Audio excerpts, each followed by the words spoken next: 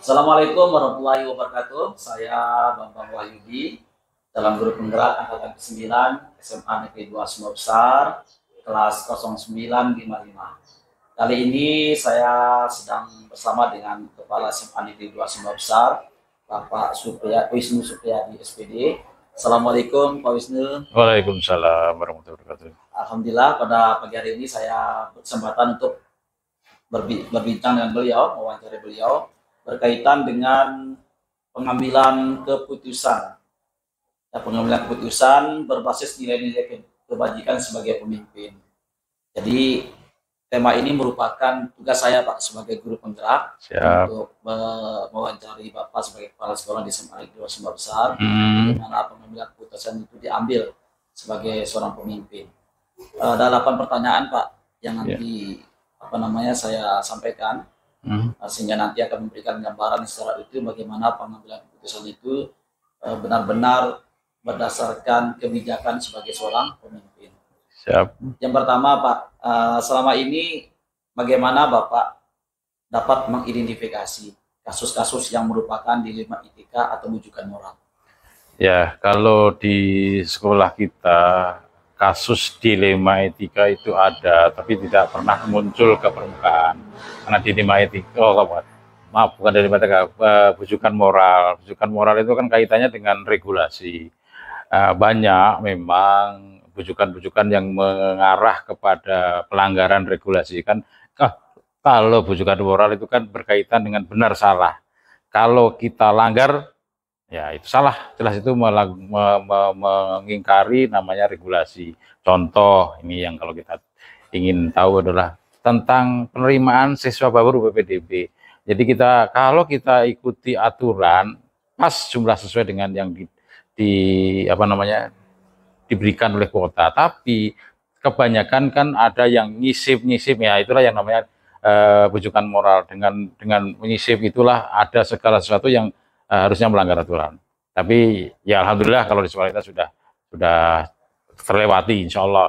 Kemudian yang dilema etika inilah yang seiring kita tiap hari laksanakan, kadang-kadang berkaitan dengan siswa yang terlambat lah, siswa yang nilainya belum beres, siswa yang mau ulangan dan sebagainya. Itulah beberapa kasus-kasus yang dapat kita identifikasi di sekolah kita tentang dilema etika dan bujukan moral. Selama ini bagaimana Bapak menjalankan pengambilan keputusan di sekolah, terutama untuk kasus-kasus di mana ada dua kepentingan yang sama-sama benar atau sama-sama mengandung nilai kebajikan?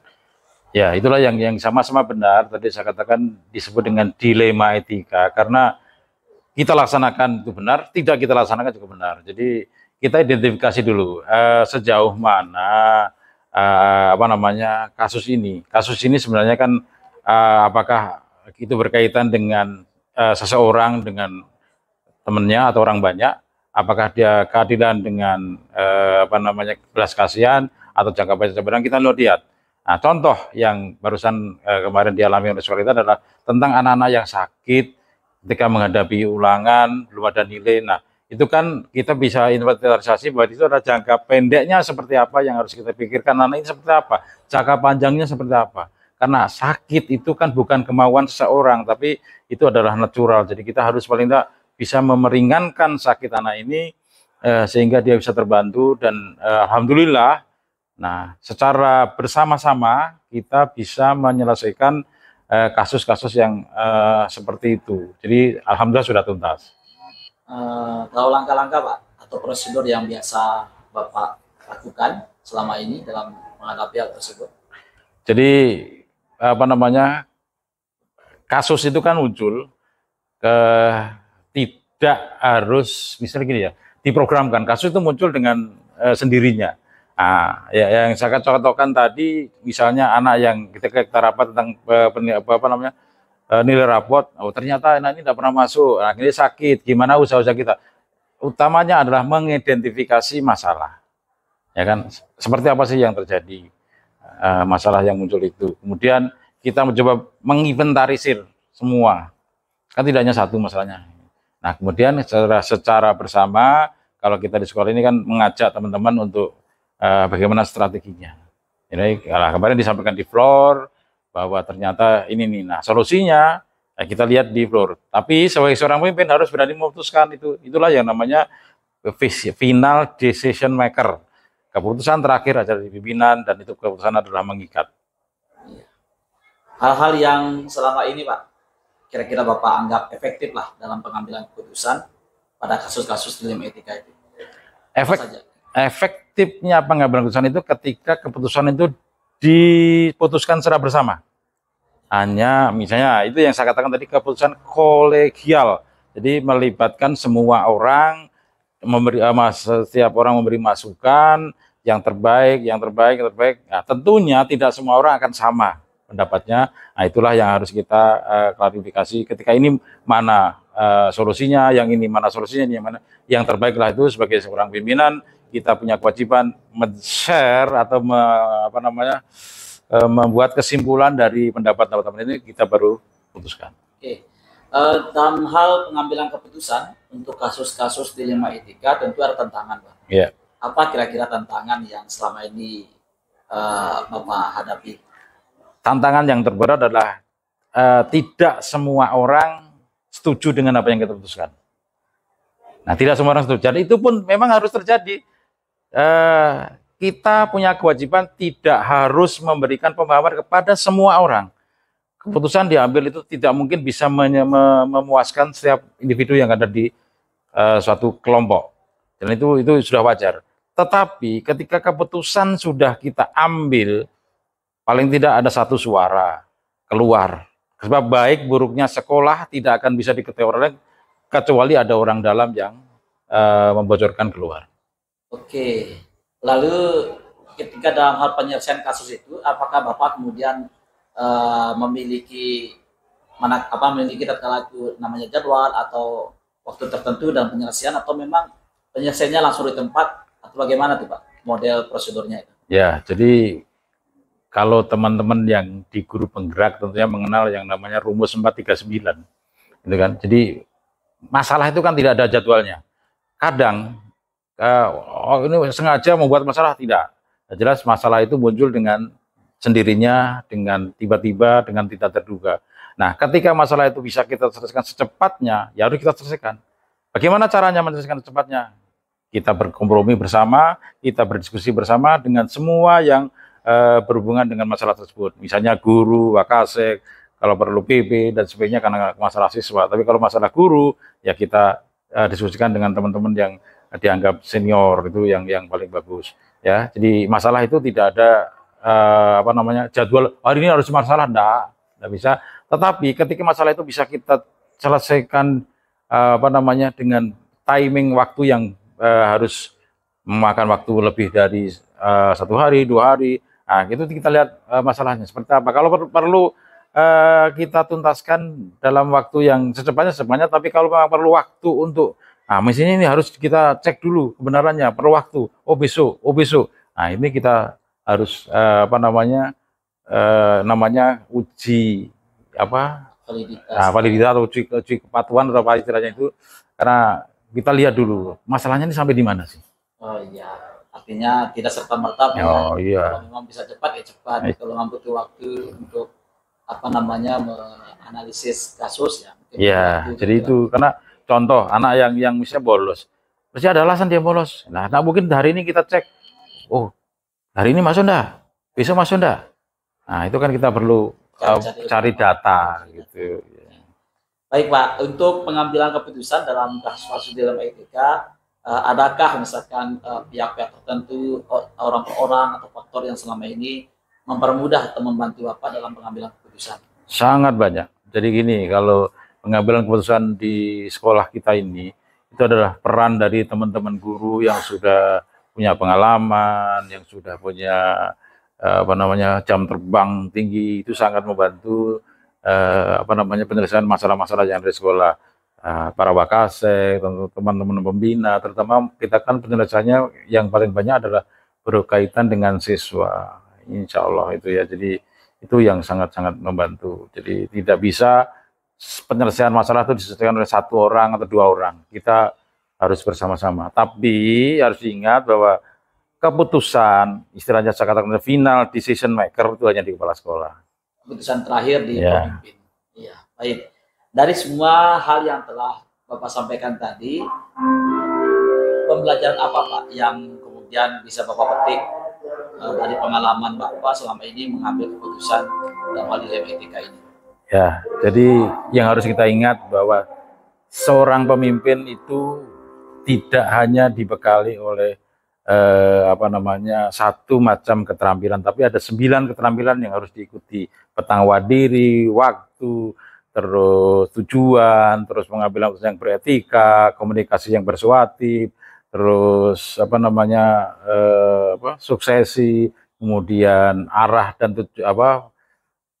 tujuan memberi pengarahan yang jelas, itu juga harus dimiliki. Jadi tidak bisa kita ini sebagai pemimpin itu hanya mengandalkan, ya sekarang istilahnya campur tangan orang lain, tidak bisa. Tapi kita sendiri juga harus punya kemampuan itu, karena kalau kita bicara hanya satu kemampuan, kita akan tergilas.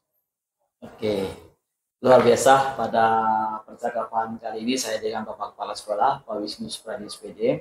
Beliau banyak menjelaskan dan memberikan berbagi pengalaman dalam pengambilan keputusan berbasis kebajikan bagi seorang pemimpin. Tentu kita sebagai calon guru penggerak dapat mengambil banyak pelajaran dari apa yang telah beliau sampaikan tadi. Saya Bambang Wahyudi SPD berterima kasih kepada Bapak Kepala Sekolah telah menyempatkan waktu berbagi pada pagi hari ini. Terima kasih Pak. Sama-sama. Assalamualaikum warahmatullahi wabarakatuh. Waalaikumsalam warahmatullahi wabarakatuh.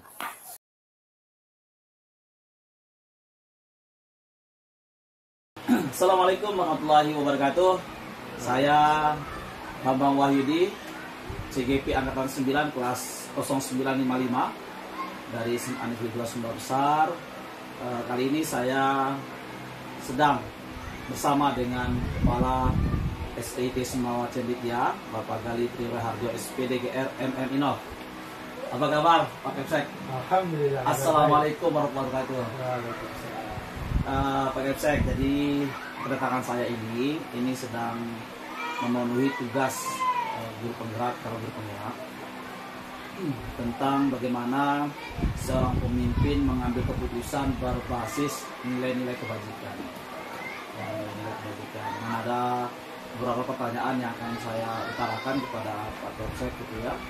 Dan pertama, bagaimana Bapak Kepala Sekolah mengidentifikasi kasus-kasus yang merupakan dilema etika kedudukan moral selama di sekolah ini, gimana? Baik, Pak Bambang, pertama ucapkan terima kasih atas kepercayaannya datang ke sekolah kami, dan semoga apa yang dilakukan Pak Bambang pada hari ini bisa bermanfaat untuk kegiatan bersama itu. Jadi yang ditanyakan pertama tadi tentang cara mengidentifikasi kasus-kasus dilema etika. Jadi yang pertama, tentu dasar kami adalah aturan-aturan yang ada di sekolah yang sudah disepakati oleh guru. Jadi sebelum masuk menjadi karyawan di SIT Sangat Cenditya, kami ada semacam MOU dengan guru-guru. Itulah sebagai dasar kami melakukan evaluasi dan sebagai dasar kami memberikan penilaian kepada guru, sehingga ketika ada hal-hal yang tidak sesuai dengan aturan-aturan yang sudah ada, itu bisa kami lihat di setiap kita melakukan evaluasi di setiap bulan. Oke. Selama ini bagaimana kemudian Pak Kepsek menjalankan pengambilan keputusan di sekolah, terutama untuk kasus yang mana ada dua kepentingan yang sama-sama benar atau sama-sama mengandung nilai kebajikan? Ini dilema kasus yang sama-sama memiliki nilai kebajikan. Iya. Jadi sebagai pemimpin, kita tidak bisa memutuskan ini sendiri. Jadi kalau saya pribadi, kami punya wakil. Jadi setiap keputusan yang ada di sekolah kami pasti akan saya libatkan wakil-wakil ini. Kemudian kami juga mencari informasi dari lingkungan sekitar dan nantinya tentu keputusan kami ini keputusan yang tidak merugikan salah satu pihak. Misalnya ada guru mungkin yang hari ini tidak masuk misalnya, ternyata memang di rumah itu ada anaknya sakit yang tidak bisa ditinggalkan. Artinya di situ kami harus mengambil kebijakan yang tidak boleh juga merugikan guru kami dan tidak boleh juga merugikan sekolah. Sehingga apa yang kami putuskan itu pasti sudah melalui diskusi dengan deputi-deputi kami. Oke, luar biasa sekali Pak Kacep. Terus langkah-langkah dan prosedur seperti apa yang biasa Pak Kacep selama ini ketika mengambil hal seperti itu? Jadi guru ini kita bicara tentang hadirat contohnya. Sebelum hari H biasanya guru ini sudah menginformasikan ke kami. Jadi tentang izin, tentang apa pasti itu sudah menginformasikan ke kami. Kemudian berdasarkan informasi dari guru yang bersangkutan itu kami akan telaah. Kemudian nanti misalnya guru tersebut tidak masuk di hari ini, pelajaran apa yang ditinggalkan misalnya, pasti kita bersiap-siap untuk mencari pengganti. Nah, kemudian untuk prosedurnya sendiri tentu itu tadi, jadi ada informasi dari guru, kemudian saya melihat, mengevaluasi dan menyampaikan ini kepada teman-teman itu, khususnya kalau biasa terkait dengan jam, ini dengan deputi kurikulum, sehingga nanti prosedur yang kita ambil itu cuma sesuai dengan langkah-langkah yang sudah tertera dalam aturan itu. Oke. Terus dalam pengambilan keputusan ini, hal apa saja yang oleh Bapak Kepala Sekolah anggap paling efektif lah dalam pengambilan keputusan ketika menghadapi kasus ini? Yang paling efektif? Paling efektif ya. Cara paling efektif. Gini, jadi paling efektif itu biasanya kalau sekolah hari pertama misalnya, ada guru yang seperti itu tadi, tentu kita akan memberikan izinnya. Tetapi dengan hari keduanya nanti kita akan hubungi lagi, dan memastikan apakah memang izin di hari pertamanya itu betul-betul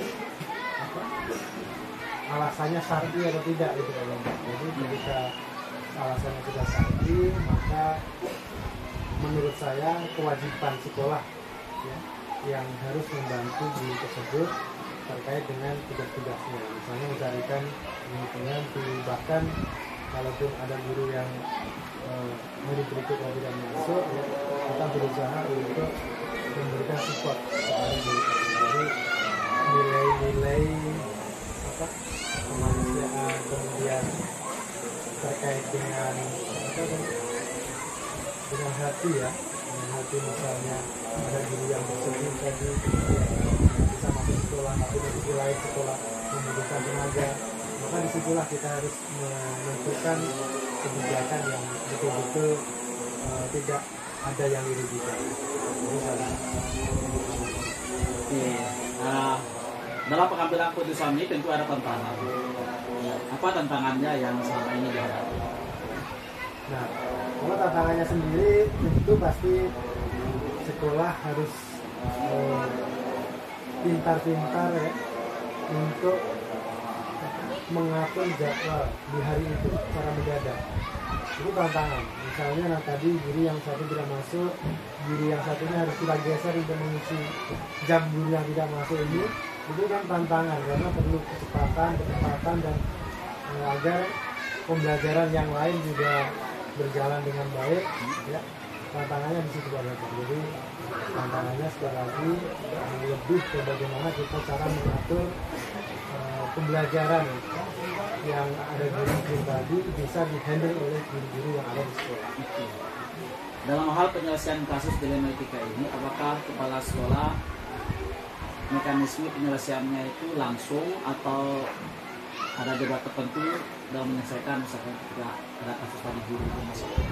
Nah, kita lihat kondisi juga. Kalau misalnya tadi tentang guru izin, tentu penyelesaiannya itu ya harus hari itu karena kebutuhan jam ngajar ya hari itu kan. Iya. Tetapi kalau misalnya ada kasus-kasus yang mungkin bisa kita tidak dalam waktu saat itu maksudnya, itu pasti kita akan cari solusi bersama teman-teman itu. Artinya prosedurnya ini melibatkan deputi. gitu ya. Kami ada koordinator level. Iya. Jadi setiap level, misalnya level 1, kelas 1, itu kami memiliki koordinator. Itu pasti kami libatkan. Kemudian deputi tadi. Dan itu kepala sekolah di situ yang akan memutuskan. Iya, oke. Jadi selama pengambilan keputusan dalam kasus-kasus dilema etika ini, apa faktor-faktor yang mungkin menurut Pak Kapsek itu yang sangat membantu atau mempermudah dalam mengambil keputusan? Adakah pihak-pihak tertentu misalkan? Siapa pihak itu misalkan? Jadi tadi wakil deputi, ya. Kemudian koordinator level, nah itu yang selalu kami libatkan dalam pengambilan keputusan. Apapun itu. Jadi walaupun kepala sekolah memiliki kebijakan untuk melakukan sesuatu, tetapi kami di sini membiasakan untuk berkolaborasi dengan deputi, dengan koordinator, bahkan dengan guru yang lain. Oke. Terakhir Pak Kapsek, terakhir ini. Dari semua hal yang kepala sekolah sampaikan tadi, pembelajaran apa yang kemudian dapat Pak Kapsek petik misalkan dari pengalaman Bapak dalam mengambil keputusan dengan etika ini? Nah ini pertanyaan yang sangat menarik yang menjadi pembelajaran bagi pribadi kita ya. Memang ternyata memimpin itu perlu keluasan hati. Banyak hal yang mungkin menjadi ego kita kemudian harus kita olah lagi sehingga itu menjadi keputusan yang tidak merugikan salah satu kita. Jadi pembelajaran buat pribadi saya ketika saya memutuskan sesuatu, saya harus belajar menjadi orang yang bijaksana, memberikan bukan hanya kita memberikan hikmah tapi kita bisa juga memberikan support. Karena apa? Karena guru-guru kita ini butuh apa ya? Bukan hanya kita meminta dia untuk bekerja, untuk mengajar, tapi ternyata di sisi lain guru-guru ini butuh support kita, butuh sentuhan kita ya. Termasuk dari keputusan-keputusan yang kita lakukan itu adalah bentuk kita mendukung guru kita. Mungkin itu Bapak. Luar biasa hari ini. Saya banyak belajar mendapat pengalaman dari pengalaman dan praktek baik yang dilakukan oleh kepala SD Kisma Cendika ini. Mudah-mudahan ini menjadi pembelajaran buat kita semua. Kita bisa mempelajari. Terima kasih Pak Kapsek atas waktu dan kesempatannya telah berbagi praktek baik. Semoga kita ke depan bisa menjadi lebih baik. Terima kasih. Saya ucapkan Assalamualaikum warahmatullahi wabarakatuh. Waalaikumsalam.